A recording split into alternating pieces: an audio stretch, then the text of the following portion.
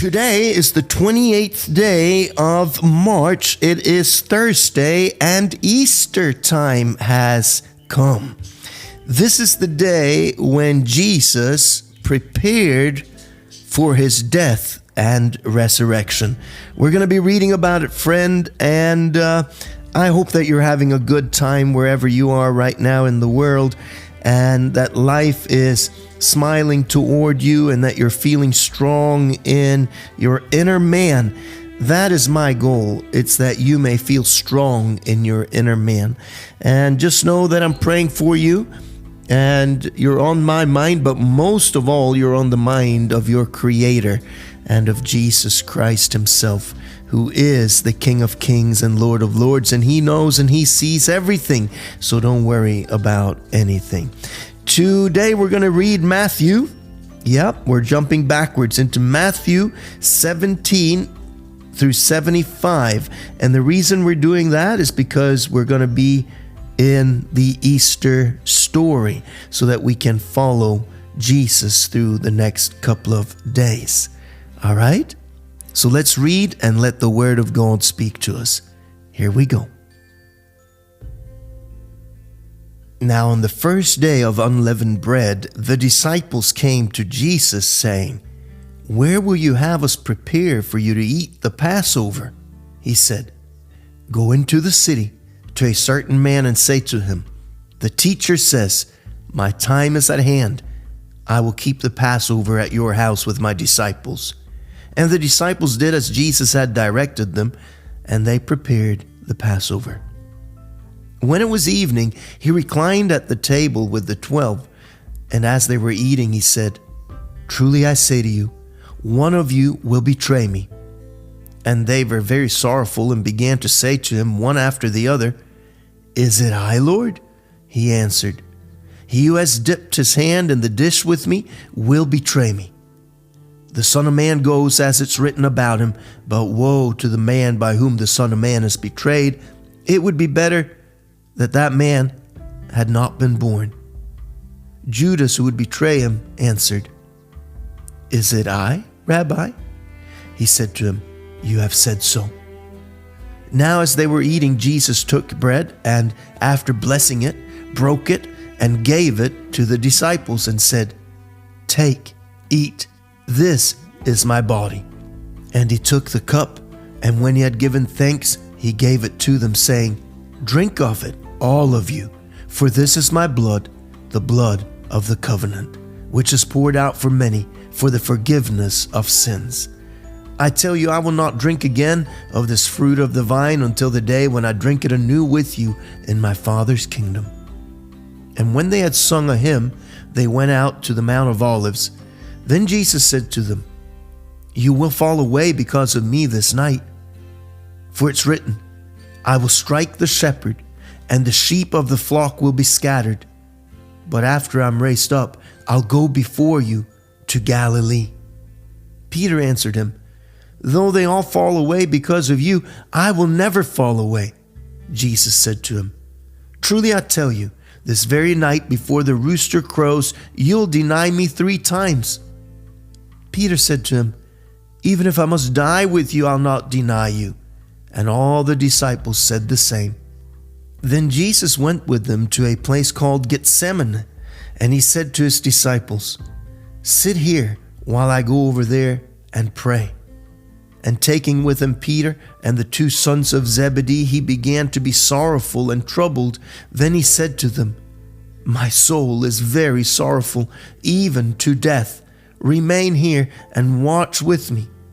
And going a little farther, he fell on his face and prayed, saying, "My Father, if it be possible, let this cup pass from me. Nevertheless, not as I will, but as you will." And he came to the disciples and found them sleeping, and he said to Peter, "So you could not watch with me 1 hour? Watch and pray, that you may not enter into temptation.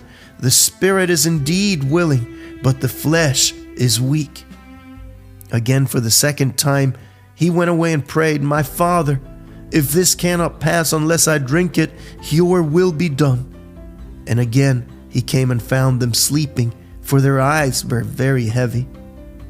So leaving them again, he went away and prayed for the third time, saying the same words again. Then he came to the disciples and said to them, "Sleep and take your rest later on. See, the hour is at hand. The Son of Man is betrayed into the hands of sinners. Rise, let us be going. See, my betrayer is at hand." While he was still speaking, Judas came, one of the 12, and with him a great crowd with swords and clubs from the chief priests and the elders of the people. Now the betrayer had given them a sign, saying, "The one I will kiss is the man. Seize him." And he came up to Jesus, and at once he said, "Greetings, Rabbi," and he kissed him. Jesus said to him, "Friend, do what you came to do." Then they came up and laid hands on Jesus and seized him. And behold, one of those who were with Jesus stretched out his hand and drew his sword and struck the servant of the high priest and cut off his ear. Then Jesus said to him, "Put your sword back into its place, for all who take the sword will perish by the sword.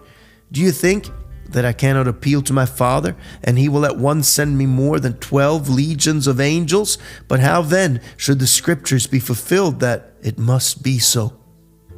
At that hour Jesus said to the crowds, "Have you come out as against a robber with swords and clubs to capture me? Day after day I sat in the temple teaching you, and you did not seize me. But all this has taken place that the scriptures of the prophets might be fulfilled." Then all the disciples left him and fled. Then those who had seized Jesus led him to Caiaphas the high priest, where the scribes and elders had gathered. And Peter was following him at a distance as far as the courtyard of the high priest, and going inside he sat with the guards to see the end. Now the chief priests and the whole council were seeking false testimony against Jesus, that they might put him to death, but they found none. Though many false witnesses came forward, at last 2 came forward and said, "This man said, 'I'm able to destroy the temple of God and to rebuild it in 3 days.'" And the high priest stood up and said, "Have you no answer to make? What is it that these men testify against you?" But Jesus remained silent. And the high priest said to him, "I adjure you by the living God, tell us if you are the Christ, the Son of God." Jesus said to him, "You have said so. But I tell you, from now on, you'll see the Son of Man seated on the right hand of the power and coming on the clouds of heaven." Then the high priest tore his robes and said, "He has uttered blasphemy. What further witness do we need? You have now heard his blasphemy. What is your judgment?" They answered, "He deserves death." Then they spit in his face and struck him. And some slapped him, saying, "Prophesy to us, you Christ. Who is it that struck you?" Now Peter was sitting outside in the courtyard, and a servant girl came up to him and said, "You also were with Jesus the Galilean." But he denied it before them all, saying, "I don't know what you mean." And when he went out to the entrance, another servant girl saw him, and she said to the bystanders, "This man was with Jesus of Nazareth." And again he denied it with an oath, "I do not know the man." After a little while the bystanders came up and said to Peter, "Certainly you too are one of them, for your accent betrays you." Then he began to invoke a curse on himself and to swear, "I do not know the man." And immediately the rooster crowed. And Peter remembered the saying of Jesus, "Before the rooster crows, you'll deny me 3 times." And he went out and wept bitterly.